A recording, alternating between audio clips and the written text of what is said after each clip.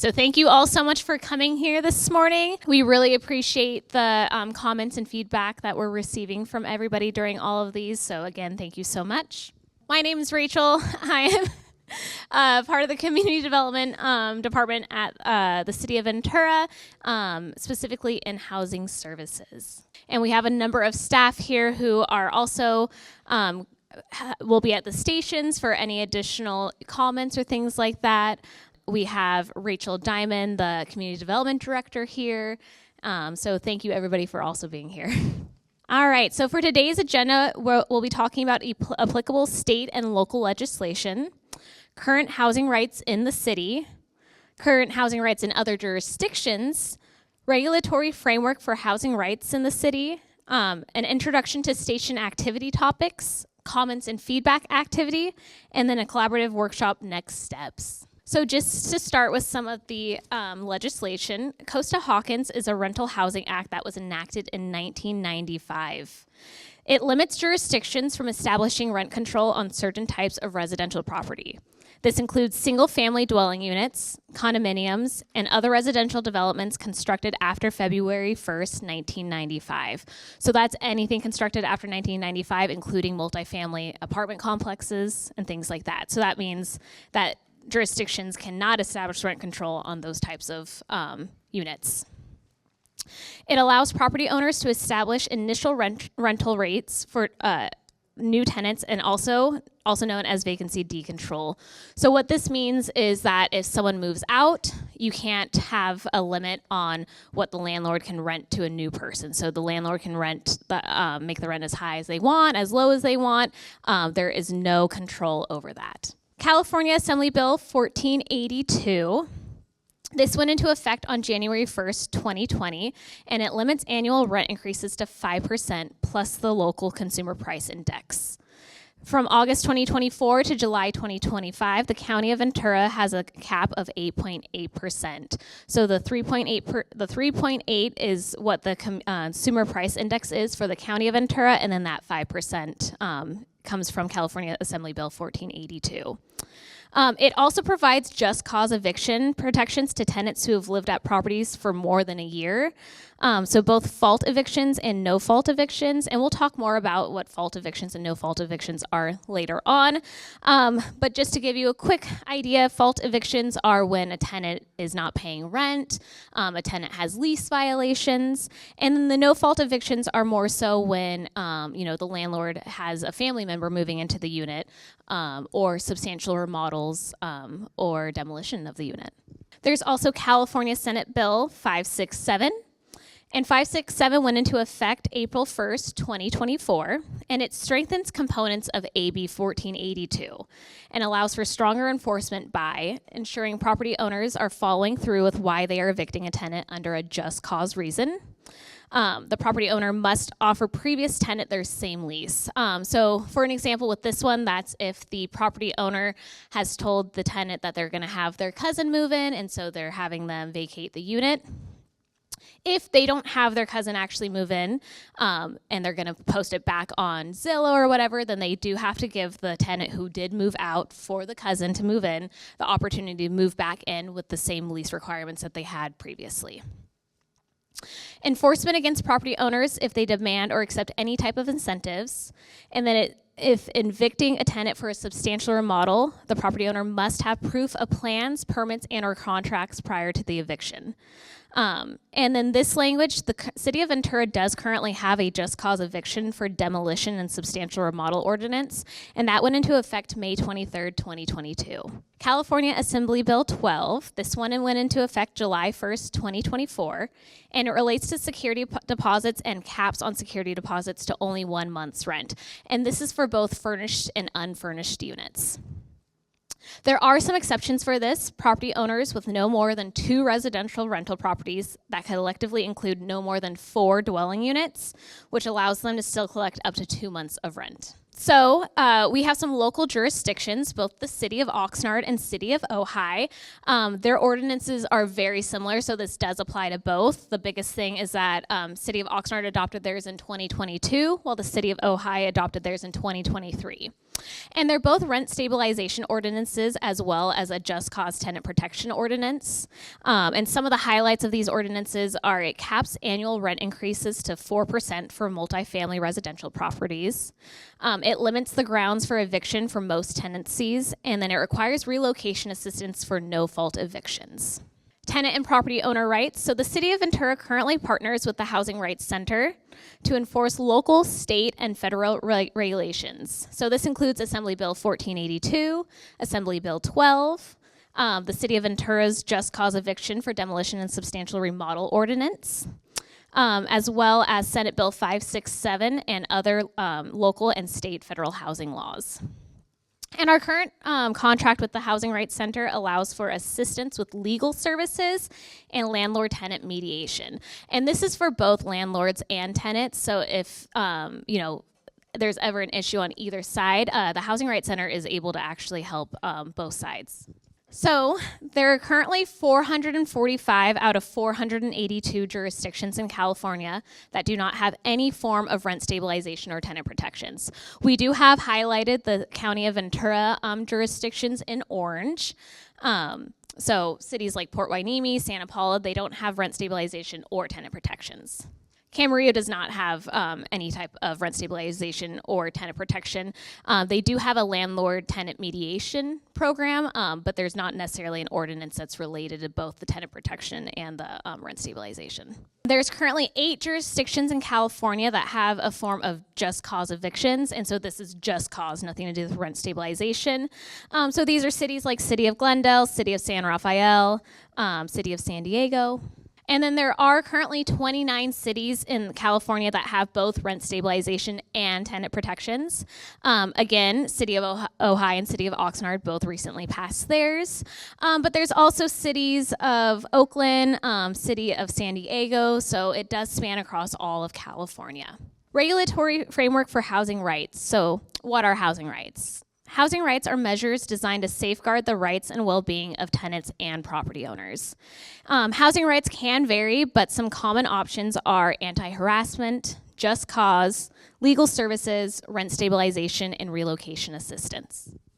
There will be 6 stations along the side over here, and so we've also provided comment cards. There's also Post-it notes, so we would love to gather your comments and feedbacks throughout this process.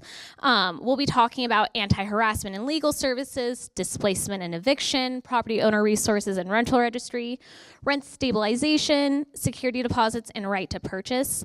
And we'll have this in the PowerPoint, but it's a lot of information. Don't feel that you need to memorize every single thing of it. On our poster boards, we do also have a breakdown of what the city currently does, what state laws relate to it, as well as pros and cons. And there are hundreds of pros and cons that could be associated with each one of these. We just kind of chose the most common ones just to kind of have them written down. We would love to get your feedback on what pros and cons you see with them, so don't feel that that was the end all be all. We know there's a lot more, and we would love to kind of also see what you guys have to say about it. So we'll do that activity a little bit later, but first we'll go through each of them. So anti-harassment. What is an anti-harassment ordinance? This is a type of measure that would be laws to protect both tenants and property owners from harassment. And so a lot of times tenants will experience, a landlord withholding repairs, refusing to accept rent, giving out notices that aren't really necessary, pretty much anything to try to force the tenant out. And on the other side, property owners do also experience harassment. This could be the tenant refusing to pay rent, making false complaints, violating the lease, or just causing excessive damage. So as of today, the city does not have an anti-harassment ordinance. And what could the city do? The city could do nothing, adopt an anti-harassment ordinance, similar to the city of Los Angeles, where it prohibits property owners from harassing tenants by actions such as removing housing services, withholding repairs, or refusing to accept rent payment. We could also expand the contract with the Housing Rights Center for additional legal services in conjunction with an anti-harassment ordinance. And there are a number of pros and cons associated with this. So some of the pros is that it would provide additional protections for both tenants and property owners outside of protections afforded through federal and state regulations. It would provide tenants and property owners with an additional mechanism to protect themselves from harassment and other forms of unfair treatment. And then some of the cons would be that there are already federal and state regulations provided for the protection against some forms of harassment, like discrimination. And there may be a cost associated with the ordinance if tenants and property owners do not have the financial means to pursue legal actions on their own against the other party. Additional legal service assistance. So what are legal services?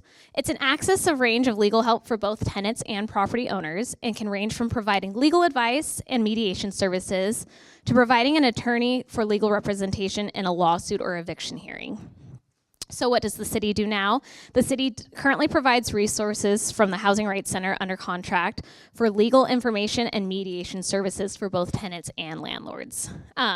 So currently the city of Ventura does not provide counseling services through the Housing Rights Center. It is really focused on that legal information as well as the mediation services. So what could the city do? The city could eliminate existing legal services, which provides mediation to tenants and landlords. Or they could expand that contract with Housing Rights for the additional legal services. So that would be providing counsel for when it goes to court for evictions for both landlords and tenants. Some of the pros associated with this is it would provide an additional resource for tenants and landlords who are seeking legal advice and or representation in legal matters, such as an eviction or lease violation. And it would provide tenants and property owners with a free or low-cost service to assist them in numerous housing matters, such as displacement, eviction, harassment, lease violations, and more. For some of the cons, there's an additional cost to the city to expand this contract, either through the Housing Rights Center or a different local legal aid organization. And there is a possibility that these legal services may not be available to all tenants and landlords, since most of these programs have limited funding and can only assist those who meet certain income thresholds. So that would be those who meet a lower income threshold, not a higher one. Additional displacement and eviction ordinances. So what is displacement? It's when an individual loses their housing and is forced to relocate due to property owners selling the property, natural disasters, property improvements, requiring a move or substandard conditions. So a lot of this one is considered no fault, where there's no fault to the tenant. It's usually something like a natural disaster. The landlord themselves is trying to remodel the unit.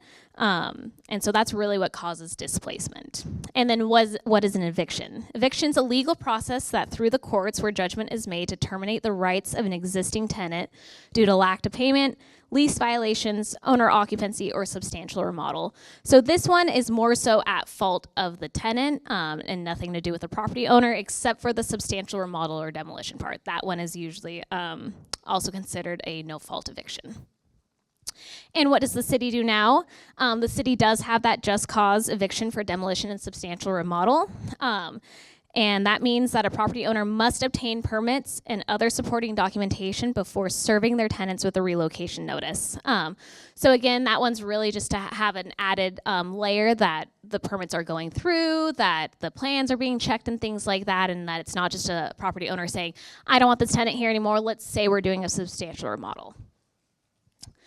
And then additionally, the property owner is also required to provide their tenants with relocation assistance, which is equal to 2 months of the tenant's current rent. So what does the city do now? Or could the city do now? No change to existing regulations, do nothing in addition to what we currently have in place. Require relocation assistance for displacement of tenants. Similar cities require a minimum of 2 months rent or $5,000 in relocation assistance, whichever amount is higher. So both City of Oxnard and City of Ojai, that's part of their relocation, is that they have to either provide 2 months rent or the $5,000. Adopt our own local ordinance to reflect SB 57 with stronger just cause evictions to assure that tenants and property owners are abiding by state regulations. And then some of the pros would be that by expanding our ordinance, the city could reduce displacement, eviction, and prevent homelessness in the community. By expanding our ordinance, the city could limit rent increases in the community, and then by expanding our ordinance, the city could require additional relocation assistance for displaced tenants. The cons associated with this one include that by limiting rent increases, property owners may not receive a return on their investment, and it could cause postponement of property maintenance. Requiring additional relocation assistance may create a financial burden for mom and pop property owners. Property owner resources and rental registries. So what are property owner resources? These are online portals, programs and services, advice sites, conferences and events, as well as local associations. And what is a rental registry? A rental registry is a database of rental projects that includes detailed information about the property and the landlord. And what does the city currently do? The housing services staff attends various conferences to learn of current legislation and programs. We also put on a number of housing forums throughout the year, separate from these workshops, but these workshops are kind of also similar, but those housing forums usually include a lot of information about local resources. And the city does not currently have a rental registry. So what could the city do? Nothing. Implement a rental registry to assist with compliance of both tenant and property owners with applicable legislation. Some of these pros is it would streamline compliance for property owners, improve housing for residents, and improve accountability and increase transparency. Some of these cons is that there are some privacy concerns if there's ever a data breach, costs for registration, maintenance, and oversight, and inability to raise rent for unforeseen circumstances such as structural improvement. Rent stabilization ordinances. So what is rent stabilization? Rent stabilization is a policy that limits the amount that rent can be increased each year. The goal is to increase housing affordability and stability by protecting tenants from excessive rent increases, which help reduce the risk of homelessness and displacement. This also does help encourage landlords to do a yearly increase. Though it's a smaller amount, then that means that later down the line, if you haven't increased rent for someone for like 10 years and doing, a really large increase, which could impact the tenant. So it does encourage that the landlord does do those small increases yearly.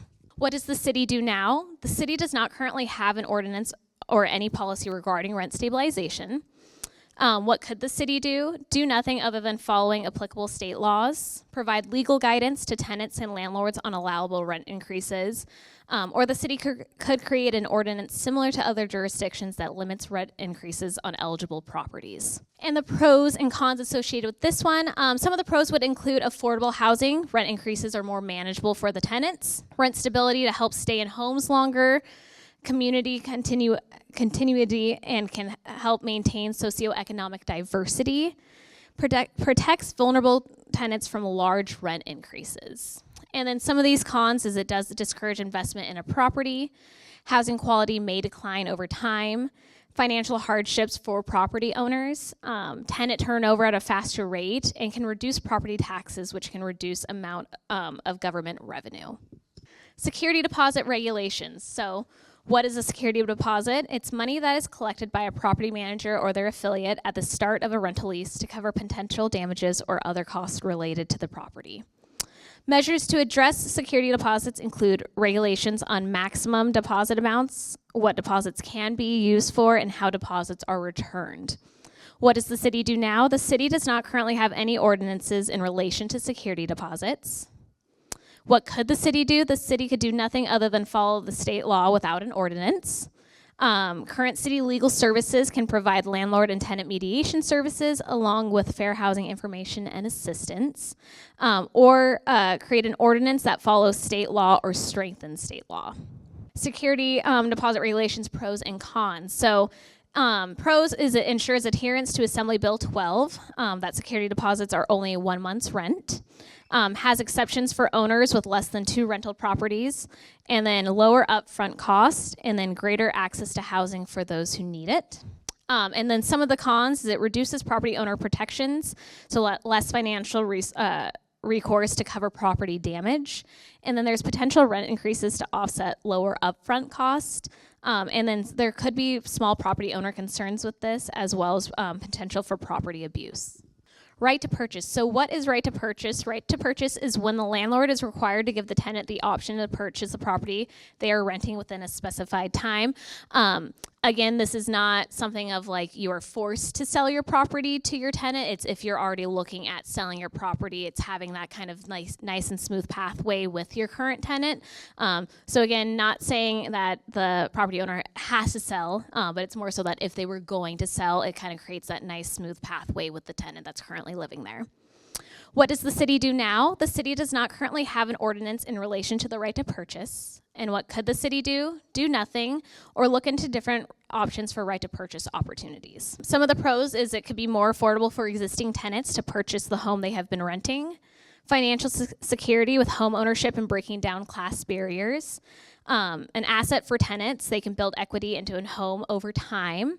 And benefits to the property owners that there's already a potential buyer lined up. You don't have to post on Zillow or on any other, get a real estate agent involved or things like that. So it's kind of a smoother transaction.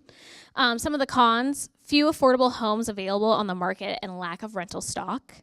Tenants may face obstacles when trying to exercise their right to purchase, potential disagreements or litigation, and it doesn't guarantee a purchase, and it can be unfavorable if home value drops. So next we'll start our activities. So we'll have staff at all the stations that you see behind you. We have both poster boards in English and Spanish. So we'll dismiss and kind of allow you guys to walk around, read those. Again, they're all kind of just clarifying what I set up here for the last several moments. We really appreciate your comments, whether it's on a Post-it note and you stick it on there, whether it's on those comment and feedback forms that you grabbed from the front. If you need more than one, then you can feel free to grab another one. And so that's all we'll really be doing today is getting those comments and feedbacks from you guys on those cards. Staff will then go ahead, collect all the data. As you may or may not know, this is our 5th workshop that we've had. So we've been gathering a lot of information from the public. Staff is entering all of that data, analyzing it, and then we will share that with we have a subcommittee. We will be sharing it with the Planning Commission, with City Council, and then City Council will kind of see what the common themes are and how to move forward. So again, thank you all for being here. Staff will be around here. We're not doing an open Q&A. Yes, so feel free to go to all of the stations and add your comments and feedback there. Thank you so much.